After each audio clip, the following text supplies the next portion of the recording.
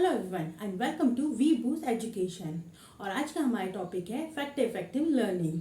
वो कौन से कारक हैं जो हमारी लर्निंग को प्रभावित करते हैं।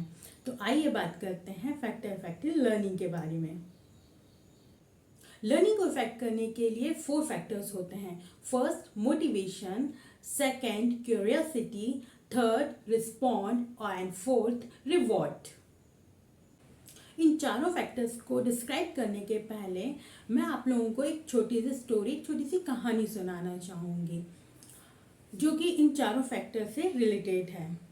मान लीजिए एक छोटा सा बच्चा है और वो किसी क्रिकेटर को देख के उससे बहुत ज़्यादा मोटिवेट हो जाता है।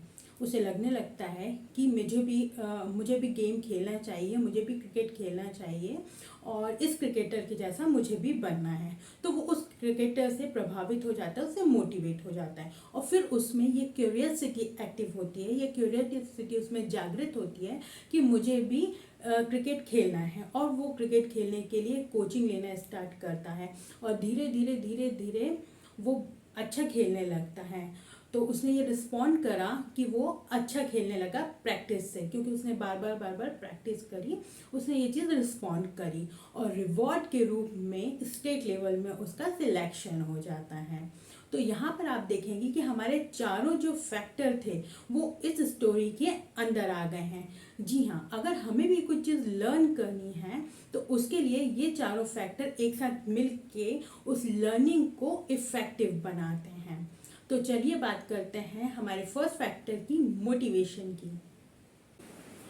मोटिवेशन या प्रेरणा ये हमारी लर्निंग के लिए बहुत ही महत्वपूर्ण है। ये हमारा लर्निंग का फर्स्ट फैक्टर है, उसका फर्स्ट कारक है। अगर मोटिवेशन नहीं होगा तो स्टिमुलेशन नहीं होगा, किसी भी प्राणी में, किसी भी जीव में स्टिमुलेशन नहीं होगा, जिसके कारण वो उस कार्य को नहीं कर पाएगा। मोटिवेशन के द्वारा हमें किसी भी कार्य को करने की प्रेरणा मिलती है और हम उस कार्य को करने के लिए बाध्य होते हैं और अपने गोल की तरफ, अपने किसी भी स्पेसिफिक गोल जो भी हमने बनाया हो उसको करने के लिए हम उत्तेजित होते हैं और भी ज़्यादा एक्टिव हो जाते हैं। हम कई रास्ते ढूंढते हैं कि हम इस कार्य को कैसे पूरा कर पाएँ। इसलिए मोटिवेशन बहुत ही ज़रूरी रहता है लर्निंग के लिए। मोटिवेशन और लर्निंग का एक बहुत ही गहरा संबंध है, बहुत ही गहरा रिश्ता है, जिसके कारण हम अपने गोल को अचीव कर सकते हैं। हमारा सेकंड फैक्टर है क्यूरियोसिटी, क्यू या संकेत। किसी भी कार्य को करने के लिए क्यूरियोसिटी बहुत ही ज़रूरी रहती है। हमारी लर्निंग एबिलिटी को बढ़ाने के लिए क्यूरियोसिटी का होना बहुत ही ज़रूरी रहता है। हमें किसी भी चीज़ के लिए क्यूरियस होना चाहिए, तभी हम किसी भी चीज़ को, किसी भी काम को कर पाएंगे। और यह निर्धारित करता है कि कोई भी व्यक्ति किस परिस्थिति में किस तरह का रिस्पॉन्ड करेगा, उसमें कौन सी क्यूरियोसिटी जागृत होगी अंदर से, उसके मन से, कि वो उस काम को करने के लिए उत्तेजित हो, स्टिमुलेट हो। मोटिवेशन और क्यूरियोसिटी का बहुत ही गहरा रिश्ता होता है और ये दोनों आधारित होते हैं स्टिमुलेशन पर, जिससे कि यह पता चलता है कि किस परिस्थिति में व्यक्ति किस तरह का रिस्पॉन्ड करेगा। अगर हम एक एग्जाम्पल के तौर पर देखें तो अगर हमें प्यास नहीं भी लगी है और अगर कोई हमारे सामने ठंडा पानी लाकर रख दे गर्मियों में, तो हमें अपने आप प्यास लगने लगती है। मीन्स हमारी बॉडी जो है वो एक क्यूरियोसिटी जनरेट कर देती है और हम उस पानी को देख के मोटिवेट हो जाते हैं कि हमें इस पानी को पीना है और उसके बाद हमारा बॉडी रिस्पॉन्ड करती है कि हम उस पानी को उठाएं और पी लें। रिस्पॉन्ड या प्रत्युत्तर, हम कितने भी मोटिवेटेड हो जाएं, चाहे कितना भी हमें क्यूरियोसिटी जागृत हो जाए, लेकिन जब तक कि हम किसी चीज़ के लिए रिस्पॉन्ड नहीं करेंगे तब तक कि हम एफर्टलेस रहेंगे किसी भी चीज़ को, किसी भी गोल को अचीव करने के लिए। क्योंकि हमें रिस्पॉन्ड करना उतना ही ज़रूरी रहता है जितना कि हमें क्यूरियोसिटी जागना और मोटिवेट होना रहता है।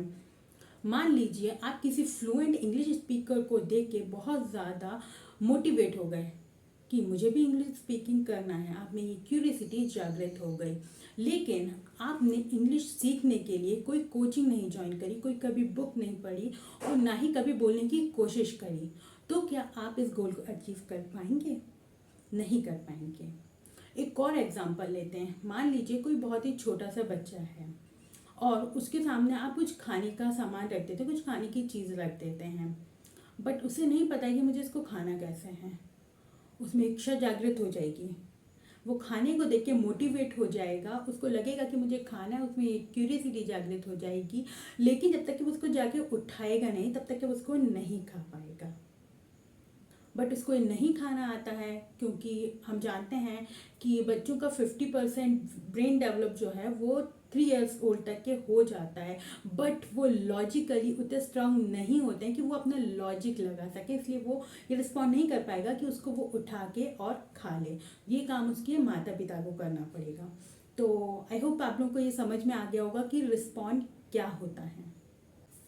आई होप मेरी अभी तक की दी हुई इन्फॉर्मेशन आप लोगों को पसंद आ रही होगी। अगर पसंद आ रही हो तो मेरे चैनल को सब्सक्राइब करें, वीडियो को लाइक करें और आने वाले अपकमिंग वीडियोस के लिए बेल आइकन को दबाएं। चलिए बात करते हैं हमारे 4th पॉइंट की, और हमारा 4th पॉइंट है रिवॉर्ड। तो रिवॉर्ड लर्निंग का 4th फैक्टर है, ये भी बहुत ही इम्पॉर्टेंट फैक्टर है।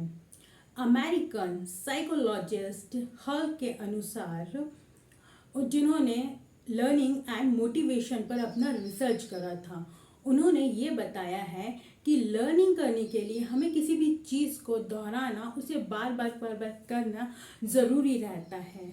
लेकिन ये जितना भी हम बार बार चीज़ें को करते हैं वो तभी संभव हो जाता है जब हम किसी रिवॉर्ड की आशा रखते हैं, जब हमें कोई प्रतिफल मिलने का वहाँ पे अनुमान होता है कि हमें यहाँ पे अगर हम कुछ काम करेंगे तो हमें उसका रिवॉर्ड मिलेगा, उसका कोई प्रतिफल मिलेगा, इसलिए हम उस कार्य को बार बार करते हैं। उन्होंने एक रिसर्च करा जिसमें कि उन्होंने बताया कि मान लीजिए यदि आप किसी जानवर को, किसी भी जीव को अगर आप पिंजरे में बंद कर देते हैं और आप चाहते हैं कि वो खुद ब खुद उस पिंजरे से बाहर निकलना सीखे, तो उसके लिए आपको उसके उस चीज जो प्रक्रिया है उसे बार बार दोहराना होगा, उसको बार बार सिखाना होगा कि आप इस पिंजरे में से कैसे निकलोगे। और जब वो बाहर निकले तो रिवॉर्ड के रूप में उसे कुछ ना कुछ खाने को दीजिए, तभी वो उस चीज़ को करने के लिए मोटिवेट होगा।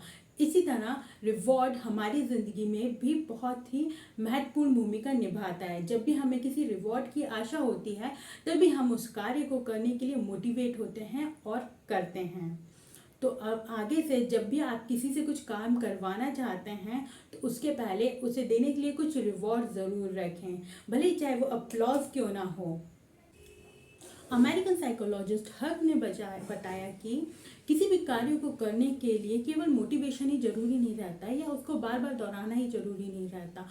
उस कार्य को करने के बाद आपको हैप्पीनेस है, आपको सुखद अनुभव होता है, और उस कार्य को करने के बाद आपको कितनी संतुष्टि होती है, ये होना भी बहुत ही ज़रूरी रहता है। अगर आपके मन में ये फीलिंग नहीं आती है तो आप उस कार्य से बोर हो जाएंगे और कुछ टाइम उस काम को करना छोड़ देंगे। उसी के विपरीत अगर किसी काम को करने में आपको अच्छा लगता है तो आप उस कार्य को और भी ज़्यादा करेंगे।